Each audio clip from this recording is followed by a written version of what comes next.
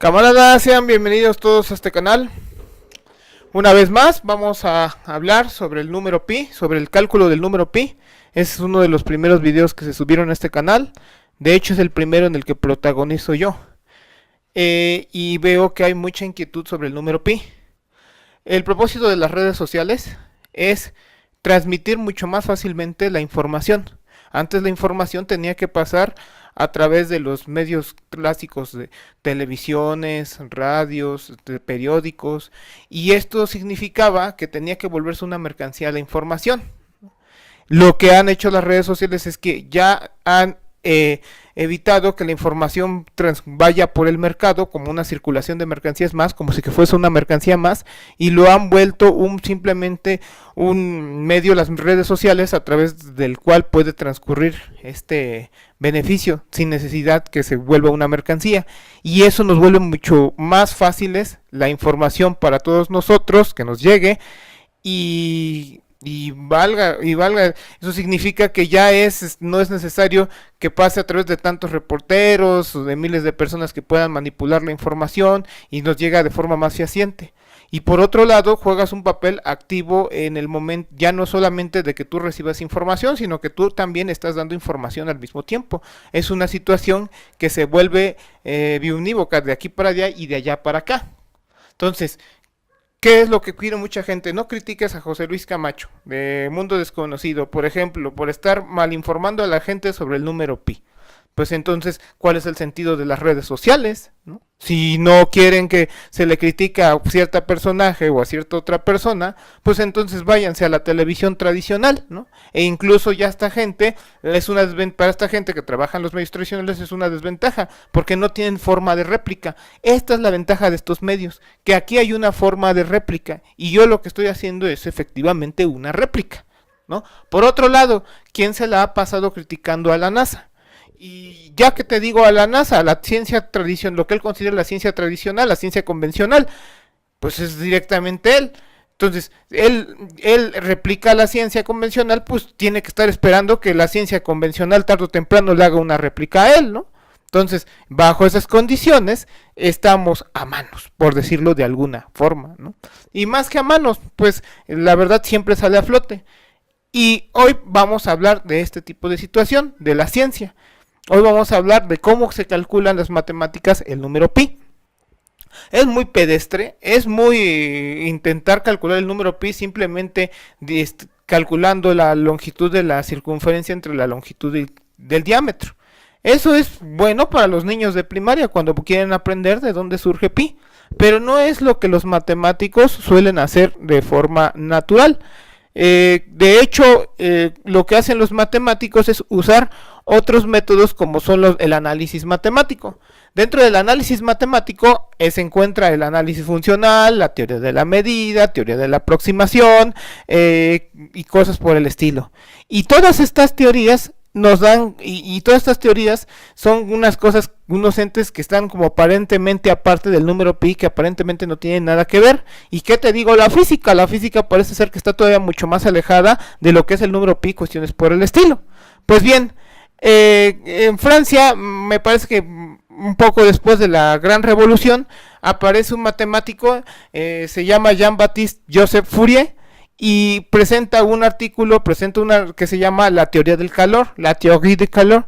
Esta teoría es la respuesta, o es más bien la solución a un problema. Si yo tengo una placa de metal y yo la caliento bajo ciertas circunstancias, quiero calcular la temperatura de la placa en cualquier momento y en cualquier punto de la placa. Es la solución de Fourier. Tiene tiene involucrada una serie, o sea, una suma infinita de senos y de cosenos, de funciones trigonométricas.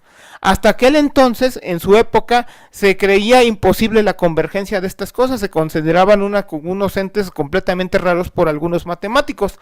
Por esa razón, se le negó el grado en aquel entonces a Joseph Fourier. Tuvieron que pasar los años, alrededor de 20 años, para que fuera reconocido el trabajo de Fourier como un trabajo verdaderamente bueno y le fuese otorgado el grado que tanto se merecía por esta nueva contribución a las matemáticas, y no solo a las matemáticas, sino, como digo, a la física.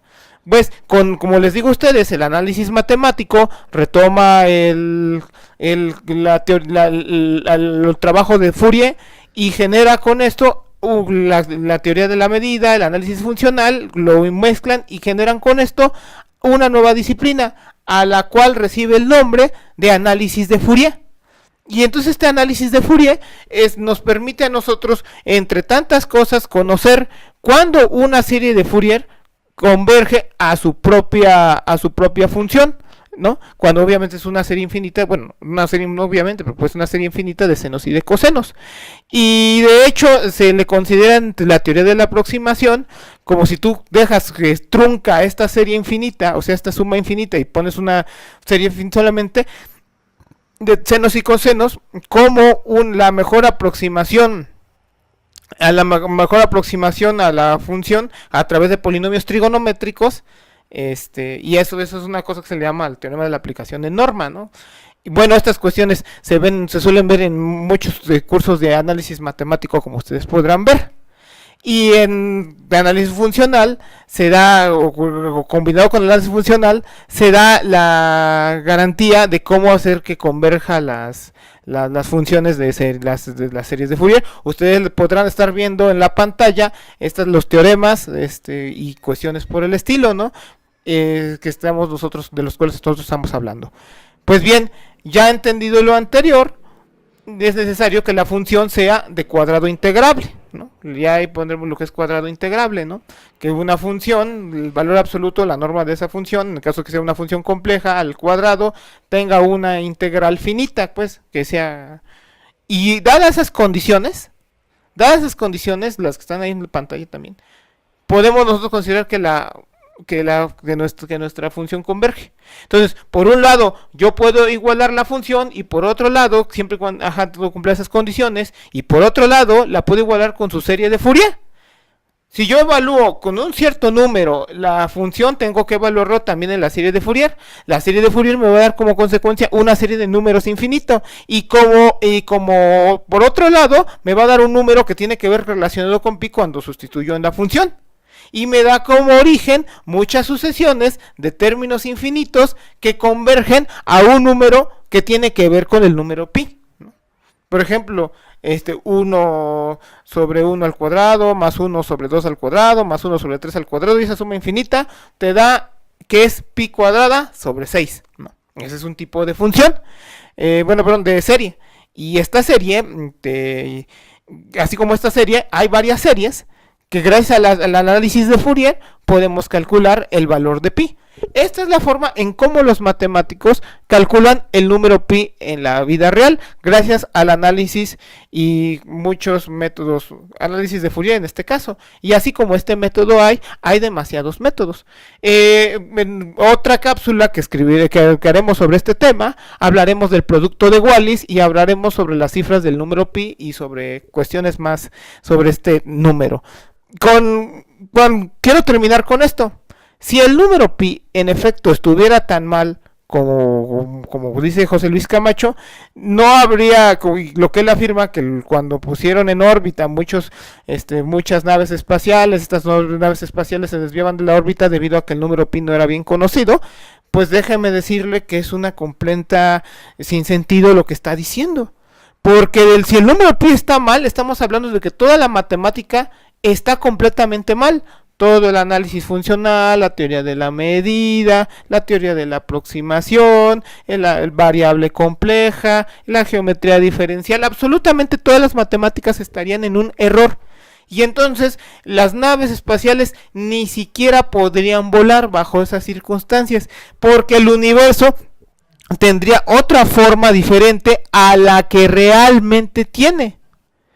Y entonces estaríamos hablando de que ni siquiera la vida podría existir. Si el número pi tuviera otro número, imagínense, es otra cosa, es otro universo. Estaríamos hablando de otras leyes del movimiento de la naturaleza, suponiendo que pudiese existir la naturaleza bajo esas condiciones, ¿no?